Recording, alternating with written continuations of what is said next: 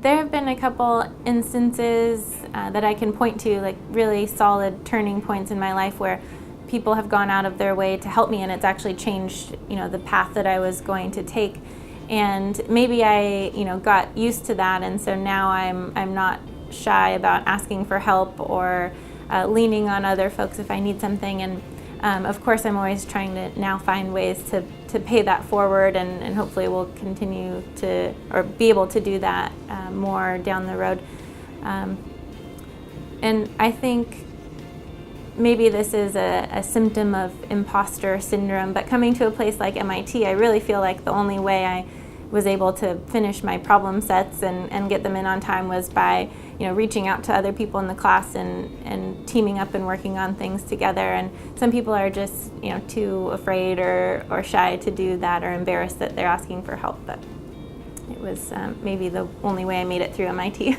In my college undergraduate class, I was the only woman out of 40, and so I've made it part of my mission to get more girls into STEM fields from a young age, and that ties into trying to pay forward the help I've gotten in the past. And I heard something really wonderful the other day. One of the groups I'm a part of, the woman that founded it, said, I love the mission, but we've got to stop just targeting girls and putting them through these clubs and classes alone. We've actually really got to integrate them with the boys of the same age, because otherwise they both hit the job market at the same time, and then we're back with the same problem that we started with. So the group I've been working with currently really embraces that, and we work with middle school and high school boys and girls and get them to basically just destroy electronic components and try to rebuild them into some kind of prototype.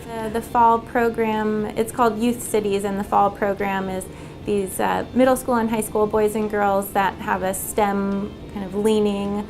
They have to apply to this program, and the fall one, they're trying to solve a problem for Boston Children's Hospital.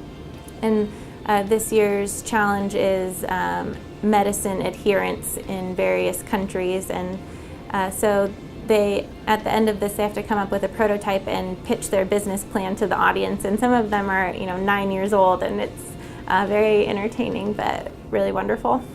So this year I haven't seen their prototypes yet, but last year the team that won were two fifth graders, and they built an insole for tennis shoes that functioned as a controller for games you would play on your cell phone. And so if you wanted to play your cell phone games, because the controller was in your shoes, you had to stand up and move a bit. So they used that prototype to address the challenge last year, which was childhood obesity.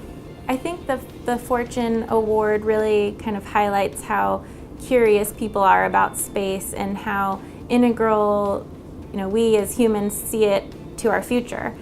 So people have this kind of childlike sense of wonder when they think about space, and I think that was really highlighted through that Fortune event.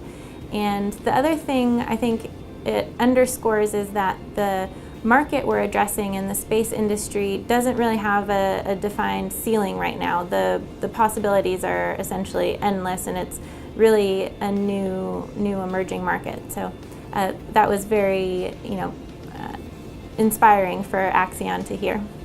Lewis and I were awarded the 30 under 30 for the manufacturing category, and it meant a lot to us because we knew people on previous lists that we looked up to and respected a lot, and so it was an honor to be included on that list last year.